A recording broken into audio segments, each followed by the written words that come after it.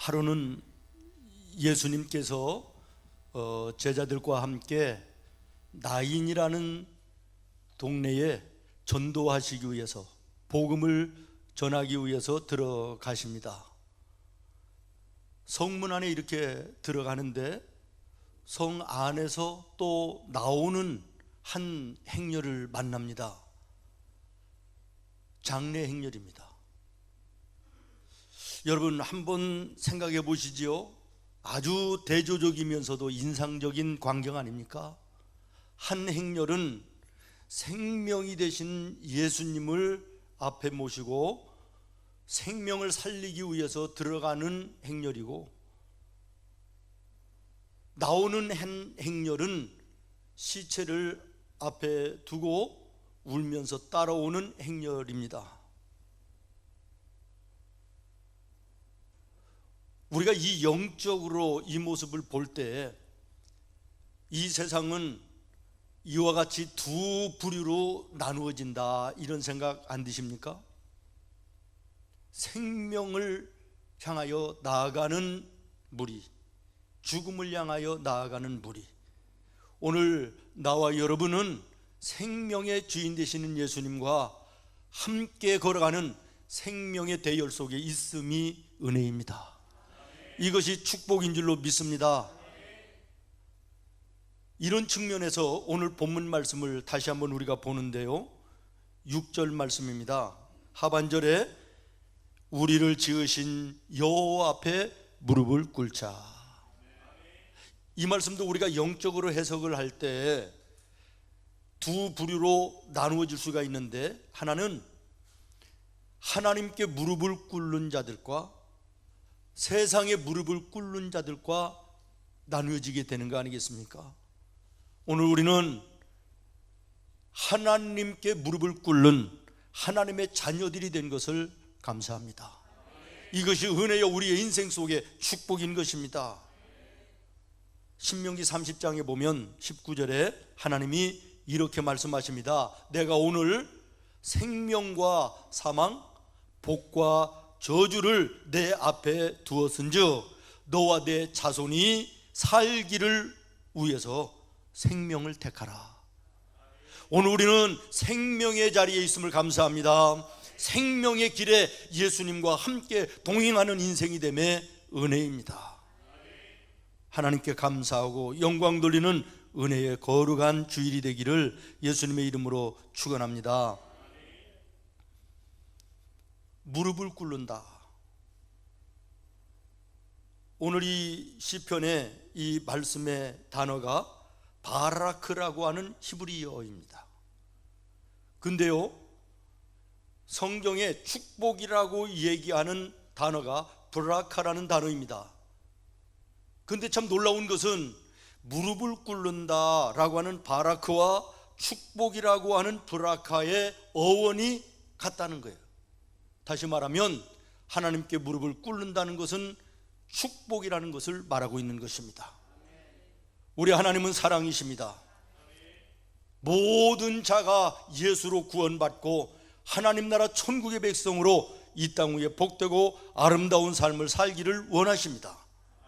그럼에도 불구하고 수많은 사람들이, 아니 예수를 믿는다 그러는 성도들 가운데도 삶이 흔들리고 가정이 흔들리고 내 삶의 계획이 혼돈 속에 어려운 사람들이 너무나도 많이 있습니다. 하나님은 당신의 자녀들이 사랑하심으로 복받기를 원하시는데 왜 그런 모습일까요? 혹시 정말 하나님 앞에 무릎 꿇음이 우리에게 없는 것은 아닌가? 내가 진정 주님이 원하시는 그 무릎이 주를 향하여 꿇려져 있는가를 점검해 봐야 될 것입니다. 무릎을 꿇는다. 우리가 이 세상적으로 볼 때 우리가 가지고 있는 이 도식적으로 별로 아름다운 모습은 아니죠. 무릎 꿇는다, 항복한다, 잘못을 빈다, 내가 당신 밑으로 들어가겠다, 뭐 이런 거 아닙니까? 그러나 믿음 안에서 무릎을 꿇는다는 것은 축복이라는 것이에요. 은혜인 것입니다. 절대 겸손을 말하는 것입니다. 여러분, 절대 겸손이라는 게 무엇이요? 상대방은 가장 높고 존귀하게 여기고 나는 가장 낮은 자리에 처한다라는 거 아니겠습니까? 여호와 하나님 앞에 무릎을 꿇는다. 하나님이 내 삶의 가장 위대한 분이시요 최고이시며 나는 그 앞에 죄인입니다. 약한 자입니다. 부족한 자입니다. 이것입니다. 이것이 무릎을 꿇는다. 하나님 앞에 절대 겸손을 말하고 있는 것입니다.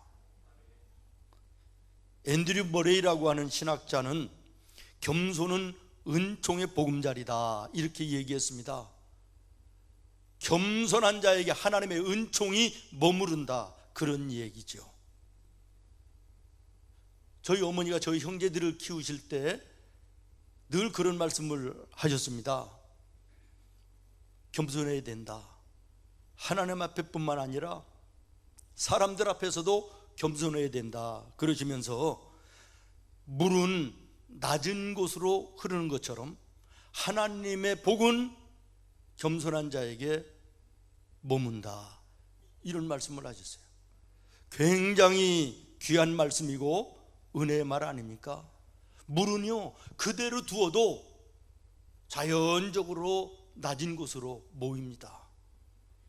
마찬가지로 삶의 인생의 축복도 은혜도 하나님 앞에 절대 겸손하여 낮아지는 자에게 하나님의 그 은혜와 사랑과 복이 임한다라고 하는 말씀인데, 이 모습이 나와 여러분의 모습이 되기를 바라고, 이 은혜와 축복이 나와 여러분의 인생을 부유하게 하고 풍성하게 하는 은혜가 있기를 예수님의 이름으로 축원합니다. 우리가 잘 아는 톨스토이가 겸손한 사람보다 강한 사람이 없다, 이런 이야기를 했답니다. 겸손한 사람보다 강한 사람이 없다. 왜? 하나님이 그 사람과 함께 하시기 때문이다. 여러분, 오늘 본문의 시편 기자는 하나님을 무엇라고 묘사합니까? 창조주이시라는 것입니다. 인생의 생사화복을 주장하시는 전능자시라는 말씀을 오늘 우리들에게 말씀하고 있지 않습니까? 그 전능하신 하나님, 창조주 하나님, 인생의 생사화복을 주장하시는 그 하나님이 함께하는 사람, 강한 사람 아니겠습니까? 능력의 사람이 아니겠습니까? 승리의 인생이 아니겠느냐라고 하는 것이에요.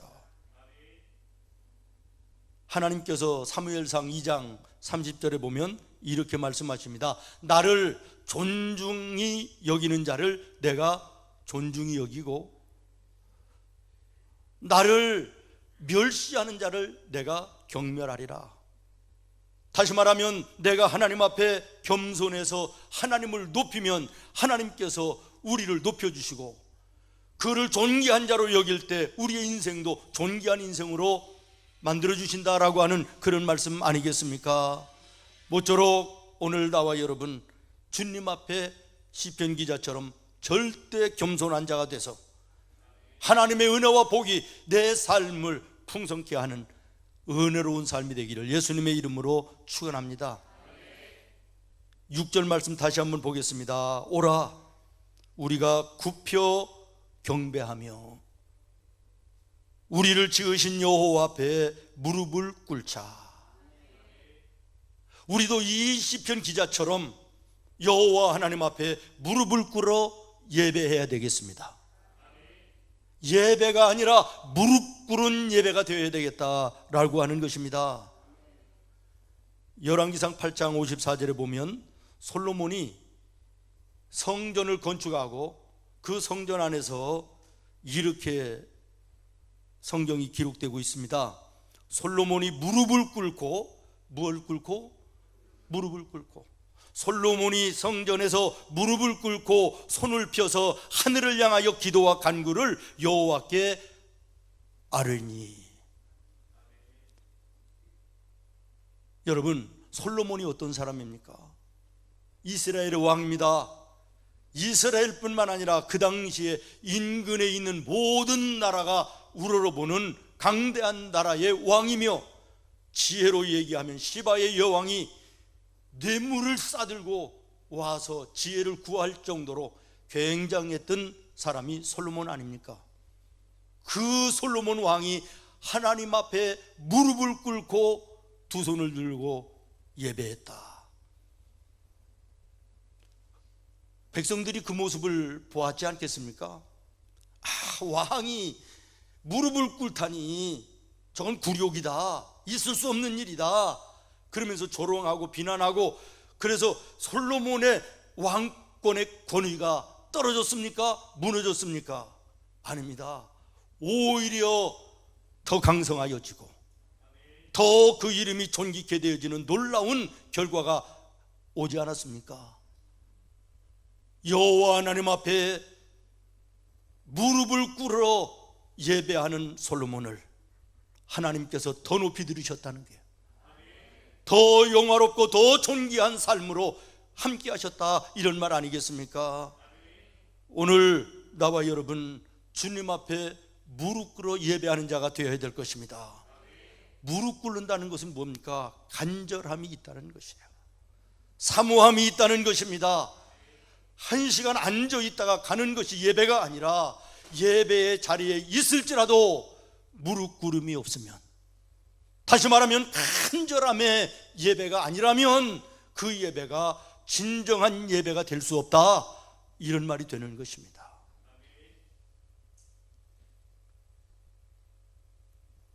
열왕기상 19장에 보면 우리가 잘 아는 갈멜산의 엘리야의 영적 싸움 나옵니다. 엘리야는 자기 혼자만 하나님 앞에 남아있고 나머지 이스라엘 모든 사람들이 바알에게, 우상 앞에 무릎 꿇은 것으로 착각을 했는데, 하나님이 말씀하십니다. 바알에게 무릎 꿇지 않는 7,000명을 내가 남겨두었다. 우리가 언뜻 생각하면 7,000명이 굉장한 숫자 같지만, 이스라엘 백성들 전부로 할 때 7,000명은 그야말로 아무것도 아니지 않습니까? 미미한 존재 아닙니까? 그러나 우상 앞에, 세상 앞에 무릎 꿇지 아니하고 하나님께 무릎 꿇은 7,000명에 의해서, 그 소수의 무리들에 의해서 이스라엘이 다시 회복된 줄로 믿습니다. 더 강성하게 일어난 줄로 믿으시기를 바랍니다. 오늘 하나님 앞에 무릎 꿇어 예배하는 한 사람, 소수의 인원이라 할지라도 그들을 통하여 하나님은 영광 받으시고 역사하신다는 사실을 기억해야 될 것입니다. 느헤미야 한 사람이 무너진 성벽과 무너진 성전을 안타깝게 여기고 기도하며 나아갈 때, 이스라엘의 무너진 성벽들이 재건되고 성전이 재건되며 예배가 회복되고 이스라엘이 다시 한번 강성케 되어지는 놀라운 역사가 있었음을 주목하시면서, 루터 한 사람이 미미한 존재였지만 그러나 하나님께 마음에 무릎을 꿇어 예배하며 두 손 들어 기도할 때 종교 개혁이 일어나고 오늘의 기독교가 이렇게 번성하고 창대케 되는 역사가 있었던 것을 기억하면서, 오늘 우리의 교회에 많지 않은 소수의 무리라 할지라도, 아멘, 나같이 미미하고 부족한 나 한 사람 한 사람이라 할지라도 무릎 꿇어 예배할 때 주님께서 우리를 들어 영광 받으시고 이 땅에 무너져가는 한국의 교회와 예배를 다시 한번 회복하게 하실 것을 저는 믿습니다. 하나님이 말씀하셨습니다. 작은 자가 천을 이루고 약한 자가 강국을 이룰 것이니라. 우리는 작지만 하나님께서 함께 하시면 천을 이루게 될 줄로 믿습니다. 우리 약하지만 하나님이 함께 하시면 우리가 강한 믿음의 군사들이 될 줄로 믿습니다. 사랑하는 성도 여러분, 이 시대 지금 이 순간에도 하나님은 무릎 꿇어 예배하는 자를 찾으십니다. 그 자와 함께 하십니다. 그 자를 강하게 하십니다. 그 자를 복되게 하십니다. 그리고 그 자를 들어서 써주시는 것입니다. 요한복음 4장 23절에 보면 예배하는 자를 찾으시느니라 그랬습니다. 그러면서 24절에 예배하는 자는 영과 진리로 예배할지니라. 예배할지니라 라고 말씀하지 아니하고 영과 진리로 예배하는 자를 찾는다. 무슨 말입니까? 타성에 붙은 예배, 건성의 예배, 형식적인 예배가 아니라 무릎 꿇는 예배, 마음의 중심이 담겨있는 간절함의 예배, 이 예배하는 자를 찾으시고 이 예배하는 자를 통해서 일하신다는 것이에요. 우리가 새해 되면 어르신들에게 세배 드리잖아요. 허리를 굽히고 무릎을 꿇어서 세배합니다. 그런다고 해서 전부가 그게 세배입니까? 정말 그분을 존중하고 인정하고 존경하는 마음, 사랑하는 마음을 가지고 세배를 할 때 이 세배가 진정한 세배지, 마음에는 존경하는 마음도 존중하는 마음도 사랑하는 마음도 없는데 그냥 몸만 절한다 그래서 이게 세배냐, 이런 말이야. 예배하는 자리에 앉아 있다고 그래서 예배냐, 그런 말이에요. 무릎 꿇는 예배가 되어야 된다. 무릎 꿇음의 예배가 될 수 있기를 바랍니다. 그러면 무릎 꿇어 예배하는 자에게 하나님은 반드시 당신의 음성을 들려주십니다. 무엇을 들려주신다고요? 음성을 들려주신다. 사람은 누구에게 듣느냐, 무슨 말을 듣느냐, 이거요, 인생을 결정짓는 그야말로 결정적인 사안입니다. 왜 그렇습니까? 사람은 들은 대로 생각을 하고 생각한 대로 행동하기 때문에 그렇습니다. 오늘 우리들의 주변에는 수도 없는 소리들이 들려옵니다. 그래서 그 시끄러운 수도 없는 소리들 때문에 정작 들어야 될 음성을 듣지 못하고 살 때가 얼마나 많은지 모르겠습니다. 듣지 않아도 될, 들어서는 안 될 얘기에는 귀를 기울이고 쫓아다니는데 들어야 될 소리에는 무관심하고 멀리하는 모습이 오늘 이 시대의 모습은 혹시 아닌가? 혹시 내 모습은 아닌가? 사랑하는 여러분, 하나님의 음성을 들어야 우리의 영혼이 삽니다. 하나님의 자녀답게 살 수 있습니다. 어두운 세상 속에, 거칠은 세상 속에 의의 길 걸어가며 하나님의 자녀의 본분을 다하며 하나님의 함께 하시는 놀라운 영광스러운 삶을 살 수 있음을 기억하시기를 바랍니다. 오늘 우리 믿음의 성도들은 모든 것을 통하여 주님의 음성을 듣는 자가 되어야 됩니다. 하나님이 지으신 그 아름다운 자연들, 오늘 창조주 하나님을 시편 95편은 말하고 있는데, 열매를 아름답게 주렁주렁 맺혀 있는 과일 나무들을 보면서도 열매를 맺으라고 하시는 주님의 음성을 들어야 됩니다. 나무 한 그루도 자기의 사명을 다하여 때가 되니 저렇게 열매를 맺는데, 내가 예수 믿은 지가 얼마인데, 오늘 내가 직분이 어떤 직분인데 내가 주님 앞에 드릴 열매가 있는가? 이제 11월이 내일인데 이 가을에 내가 주님 앞에 드릴 열매는 무언가? 나무 한 그루를 통해서도 우리가 주님이 주시는 음성을 들어야 됩니다. 어두운 밤을 은은히 비치는 둥그런 보름달을 바라보면서도 하나님, 내 신앙의 인격이 저와 같이 둥글하고 원만하게 하셔서 모든 사람들과 더불어 화평하게 하시며 저 어둠의 세상에 조용히 내리쬐는 달빛처럼 예수님의 아름다운 영향력을 끼치는 자의 삶을 살게 하옵소서. 변함없이 서 있는 산을 바라보며 흔들리지 않는 바위를 바라보며 주여 내 믿음이 흔들리지 않는 믿음으로 바로 서게 하여 주옵소서. 뭐 이런저런 음성들을 영의 귀만 열면 들려오는 것입니다. 시편 29편에 보니까 다윗은 천둥과 번개와 쏟아지는 소낙비 속에서 내가 하나님의 음성을 듣는다. 영적으로 깨어있는 사람입니다. 모쪼록 나와 여러분도 영으로 깨어있어 주님의 음성을 모든 곳으로부터 듣는 은혜가 있었으면 좋겠습니다. 사도행전 16장에 보면 루디아라는 여자가 베드로가 강가에서 설교할 때 하나님의 음성을 듣고 은혜를 받습니다. 그리고 자기의 집을 예배하는 처소로 들여서 빌립보 교회가 세워집니다. 저는 모쪼록 오늘 이 예배하는 시간에 주의 종의 설교를 통하여 여러분에게 들려주시는 하나님의 음성이 들려지기를 바라고, 그 음성을 붙들고 여러분이 삶이 복되고 아름다운 삶이 되기를 예수님의 이름으로 축원합니다. 사도행전 10장에 보면 고넬료가 베드로의 기도 중에 하나님의 음성을 듣고 순종하여 구원을 받을 뿐만 아니라 온 가족이 다 함께 구원받는 놀라운 역사가 나타남도 보게 됩니다. 사복음서에 보면 예수님조차도 새벽 미명에 한적한 곳에 가셔서 하나님의 음성을 듣고 그 음성을 붙들고 사역하셨다라고 하는 것을 말합니다. 하물며 예수 믿는 나와 여러분, 주님의 음성 들어야 되지 않겠습니까? 세상과 사람의 소리는 듣고 쫓아가기는 바쁘고 힘쓰는데 주님의 음성 듣기를 멀리하고 주님의 음성이 없는 세상의 음성 속에서, 혼돈 속에서 향방 없는 인생을 정신없이 달려가는 모습은 내 모습이 아닌가도 돌아봐야 될 것입니다. 전능하신 하나님 앞에 이사야는 이렇게 외칩니다. 하나님이여 말씀하시옵소서, 주의 종이 듣겠나이다. 이 모습이 나와 여러분의 모습이 되어야 되지 않겠습니까?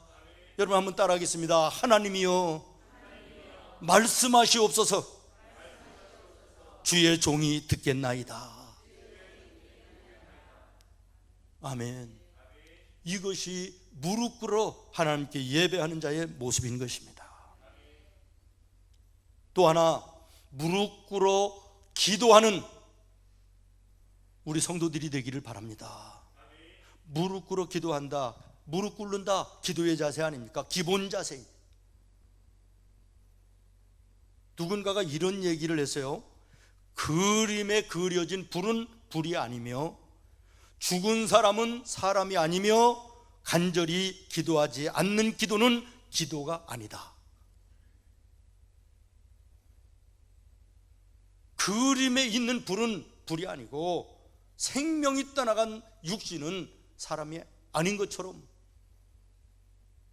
간절함의 기도, 무릎 꿇음의 기도가 없는 기도는 기도라고 볼 수 없다, 이런 얘기 아니겠습니까?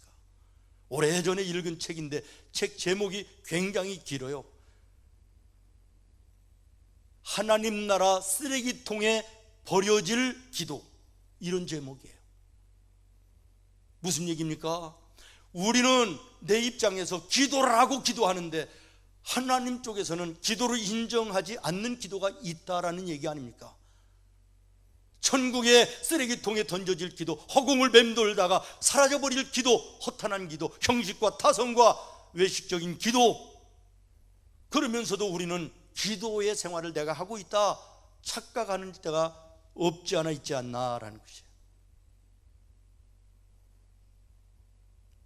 사무엘상 1장에 보면 우리가 잘 아는 한나라는 여인이 있습니다. 아이를 낳지 못합니다. 둘째 부인이 아들을 낳고 조롱합니다. 입장 바꿔놓고 생각해 보십시오. 얼마나 절망입니까? 고통입니까? 성전에 올라가 하나님께 기도합니다. 그 기도의 모습을 묘사하기를 심령이 통하는 기도를 했다라고 말합니다. 이것이 무릎 꿇어 기도하는 것입니다. 히스기야가 죽을 병에 걸렸습니다. 고칠 방법이 없습니다. 성전에 올라가 성전 벽에 이마를 대며 여호와 하나님을 부르짖어 찾습니다. 하나님이여, 이전에 내가 하나님을 사랑하고 주님을 위하여 일했던 것을 추억하여 주시옵소서. 이것이 무릎 꿇는 기도였다는 거예요. 무릎 꿇음의 기도만이 응답임을 기억하시기를 바랍니다. 능력이심을 기억하시기를 바랍니다. 오늘 우리는 수없이 넘어집니다. 시험에도 넘어지고 유혹에도 넘어지고 내 욕심에도 넘어지고 내 가지고 있는 내 자아의 교만함 속에도 넘어지고 세상 세파에도 휘둘려 넘어지기도 하고 정욕에도 넘어지고 이성에도 넘어지는 그런 인생일 때가 많이 있습니다. 그러나 사랑하는 여러분, 하나님 앞에 무릎 꿇어 기도하는 자는 절대로 넘어지지 않습니다. 넘어질 즈음에 붙들어 일으켜 세워주시기 때문입니다.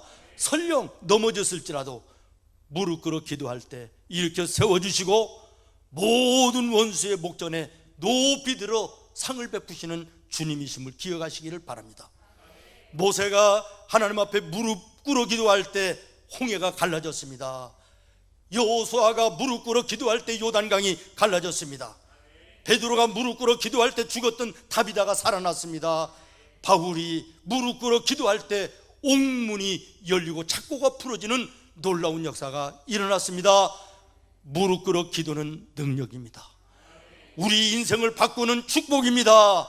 나와 여러분의 인생을 승리케 하는 능력인 것입니다. 우리의 기도가 진정 무릎 꿇음의 기도인지 돌아봐야 됩니다. 하나님 앞에 무릎 꿇어 기도하는 사람만이 세상 앞에 꼿꼿하게 설 수 있는 것입니다. 하나님 앞에 무릎 꿇어 기도하는 사람만이 마귀의 유혹 앞에 당당할 수 있는 것입니다. 하나님께 무릎 꿇어 기도하는 사람만이 하나님이 함께 하심으로 하나님 앞에 오요하게 설 수가 있는 것입니다. 따라하겠습니다. 기도하는 사람은 절대 복되다. 기도하는 가정은 절대 평안하다. 기도하는 자녀는 절대 잘 된다. 기도하는 사업은 절대 성공한다. 믿습니까? 믿으시기를 바랍니다. 기도에도 응답이 없고 함께 하심이 없는 이유 중에 대부분이 무릎 꿇음이 없기 때문은 아닌가. 언젠가 잘 아는 목사님이 그래요. 우리 한국 교회들이 부흥을 하려면 가장 먼저 해야 될 것이 예배당 안에 있는 의자들 전부 다 쓸어내고 방바닥 만들고 무릎 꿇어야 된다. 저 어렸을 때만 해도 의자가 어디 있습니까? 예배 드리는데 의자에 앉아서 예배 드린다? 하나님 앞에 이거 경거망동의 모습이다. 있을 수 없는 것이다.